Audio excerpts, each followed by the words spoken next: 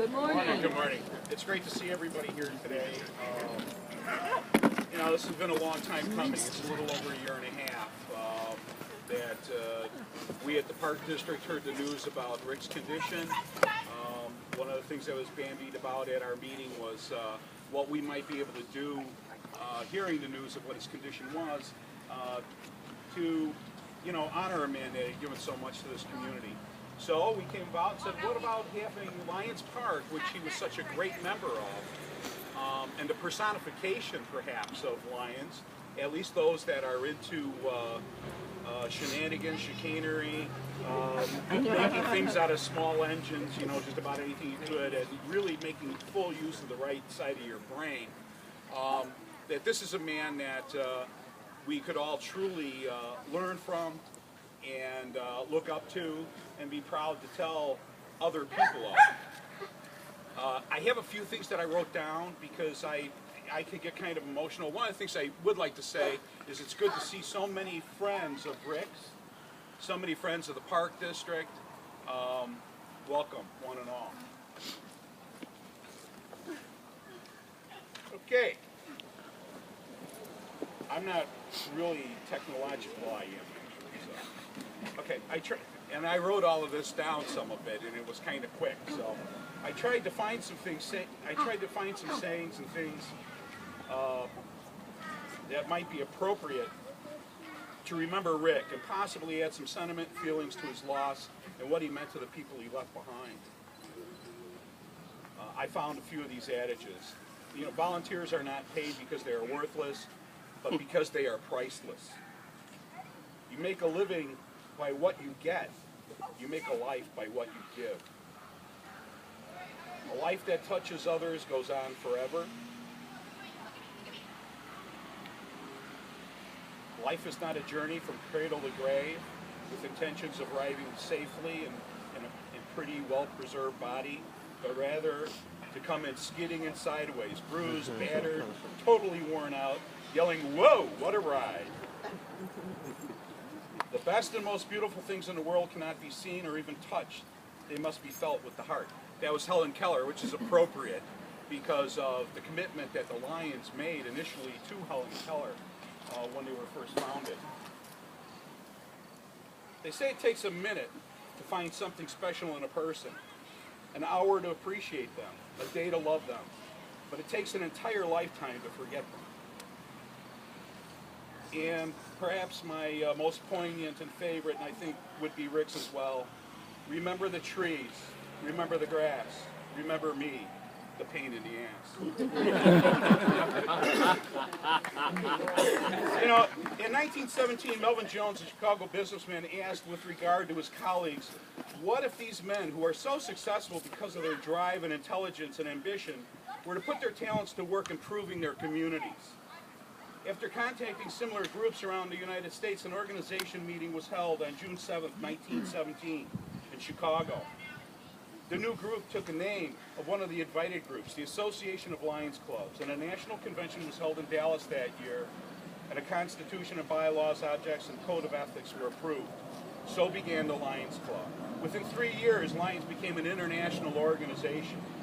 Today, the Lions are the world's largest service organization with over 45,000 clubs and more than 1.4 million members in 205 countries around the world, with their headquarters right here in Oak Brook, Illinois. The organization aims to meet the needs of communities on a local and global scale.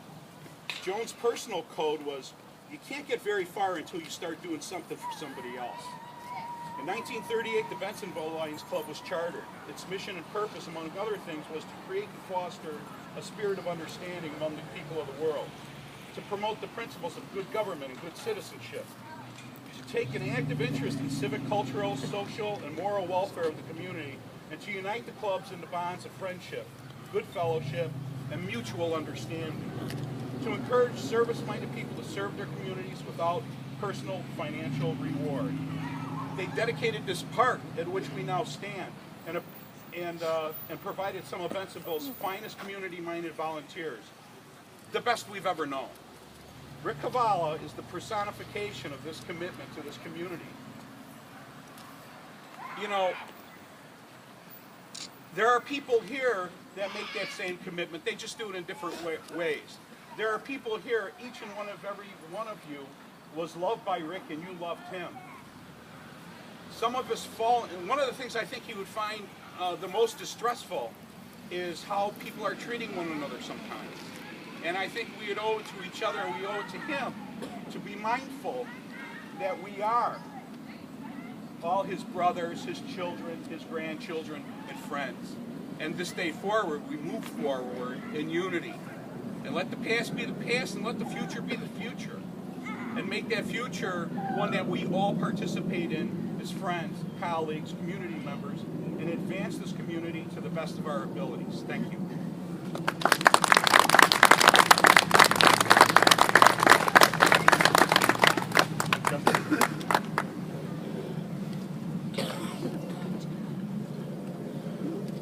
Good morning, everybody. Thank you for coming from far away, Cottage Edge, or Chicago, wherever it is that some others came from. I want to especially thank the Lions Club. Without their presence in my life, I would not be a member. I've been around them my whole life, and I played in this park my whole life. Now my son gets to play in this park, which is awesome. I want to thank the band club for coming. Thank you very much. You guys are awesome. God loves you so much. Spent almost 40 years playing with you guys.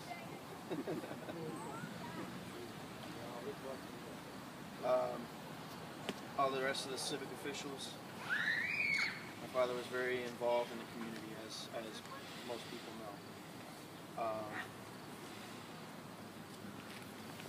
As you know, my dad was extremely extreme. Self-evidence of the train, the log house, his toys. What a lot of people didn't know is how dedicated he was to the community. He was dedicated to the community, but it meant something different to him than it does to some people. What community meant to him was everyone that he came in contact with. Not just the town that he lived in. Not just the people that he served within those walls of that town, but everyone he came in contact with. For everyone that he met ended up being his friend. Whether you didn't like him at first or didn't agree with him, eventually he got to you.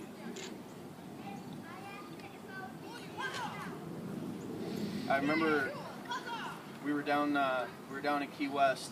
I was on debt down there, and he came down there and visited me. We were going down to the beach, and there was a homeless guy that was asking for money, and that wasn't really my dad's style. He wouldn't just hand out money and make people earn it. But since we were going to the beach anyways, he took his shirt off and he gave it to the guy because he didn't have a shirt. Literally took the shirt off his back for another human being and took care of him. We played all day at the beach, had fun, good food, good times. We came back, and on the way back, that same man was still sitting there, except this time my dad noticed that he didn't have any shoes on either. So he gave him his flip-flops. And he gave him a bottle of water to wash his feet off with and say, hey, now you got new shoes, throw some new feet in there. It's just a testament to, he walked around seeing how he could affect other people. And I just want to bring that up because a lot of times we walk around with blinders on and we don't realize how much we can help others just by looking in their direction and seeing what their needs are. And if you can fill that need at that time, we'd be better people for it.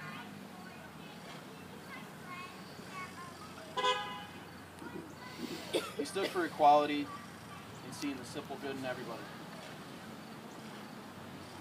He never judged anyone on their lifestyle or their race. He held everyone to a higher standard. he asked that we all be good to one another. John made a good point that too often we focus on the past or how people have wronged us or how we don't like how a person lives their life or so on and so forth. But we got to focus on what good we can do in those people's lives, and that's what my dad stood for. As a community, I think that we do a pretty good job. But I think we can do better. If we sit back on our laurels as a community and we don't strive for better, we're not doing anything. We're just sitting. On behalf of the Cuvala family, I thank the city of Bensenville, Mayor Frank Soto, Bensenville Park District, John, Tom, Ken, Jim, Jerry, thank you. There's not enough I can say to express how grateful I am and my family is for this honor. Thank you very much.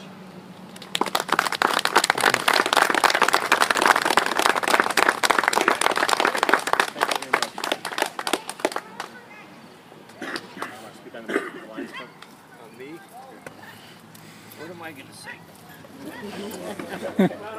That's the trouble. We got a lot to say. We don't have time. On behalf of the Lions Club, Ron will speak.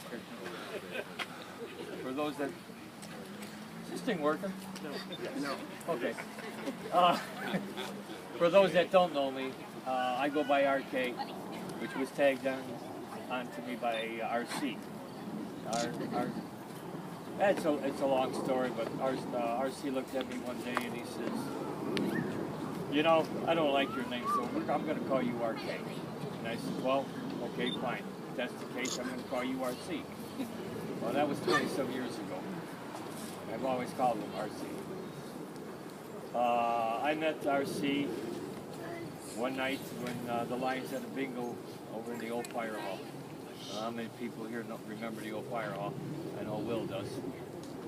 And we were doing a bingo, and he says, "Hey, RC, RK," he says, "Why don't?" He says, "Come on." He says, "Let's. We got a new sign. It was a bingo, Friday night bingo. All the information was on a 4x8 sheet of plywood." He says, "We got to change that sign. The one that's there now is real bad shape." He says, "I got a new one made up." He says, "Come on, let's go." He's going to help me get it. We'll put it up tonight. I said, "Oh, okay. Where are we going?" So we go running down Irving Park Road and we pull up to Tricks. And I've always gone by Tricks. I've been in this town since 1962. And I haven't paid that much attention to it. And I says, "Oh, by the way," I said, "Do you work here?" He says, "Yeah, I kind of work here." He says, "But I know the guy." Everybody knows what I'm talking about when I say I know the guy. And I looked at him. He says, "Yeah," he says, "I own the place." I said, "Oh, okay, that's cool." So Jay, you were involved in the making of that sign. Yep. He says, "My son and I put the sign together." So we got it out. That was one of the adventures that RC and I have gotten into. And throughout the years with the Lions Club, he bugged me and bugged me. He says, "Come on, you got to be president." I said, No. I says, "What I'm doing for the club is good enough." "Well, no, you got to be president." Then he got off my case on that for a while. He shut up. So he became president. So then, naturally, the club got involved with more and more stuff. Civic. We got hooked up with the Chamber of Commerce. We got hooked up with the Park District. And we got hooked up with the village, and we went out and we had a good time. And everything we did with RC was a good time. Don't ever think that you can't do it, because that man will turn around and prove to you you can. And I worked for him for a number of years too, doing van conversions and that. And he came in with some of the craziest ideas that you would stand there and scratch your head and say, "Okay, this is what he wants. It's impossible." Nothing was impossible with him. The mind that man had was unbelievable. And he taught me a lot. I was a little older than him, and he taught me a lot. He respected me, I respected him, and this family grew up with me, and I grew up with them. And I thank you very much for attending this memorial today. Thank you. Prior to Rick's passing, we were able to present the resolution to him, and I'd like to take a moment to talk a little bit about the park site and the resolution. But over the course of the past year, we have done a number of renovations to the park site. We knew this was going to be happening when the board decided to go ahead and make the resolution in honor of Rick. But in the background over here, you can see the number of improvements we've made to the playgrounds. All of the playgrounds are accessible, fully accessible to anyone.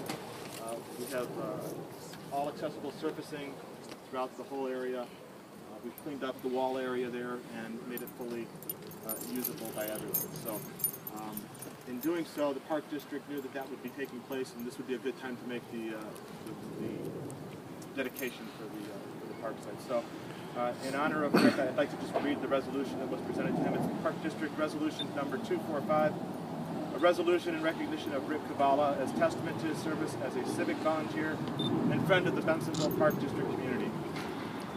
Whereas Rick Cuvala was a lifelong resident of the Bensenville Park District, and whereas Rick Cuvala is a leader in local business and active member in the Chamber of Commerce, and whereas Rick Cuvala is a loyal and passionate member of the Bensenville Lions Club, serving actively as an officer and mentor to many of its members, and whereas Rick Cuvala is an active volunteer throughout the community and specifically within the Bensenville Park District, and whereas Rick Cuvala epitomizes the word civic duty in his personal and professional life, putting people first in all that he does.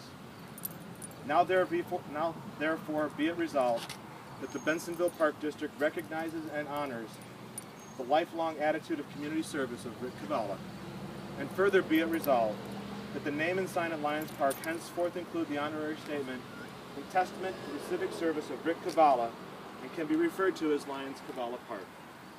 This was authorized the first day of February 2012, signed by John Washington. And so at this point, I'd just like to officially then dedicate this park in testament to Rick and his service. So thank you all for coming today. We appreciate it.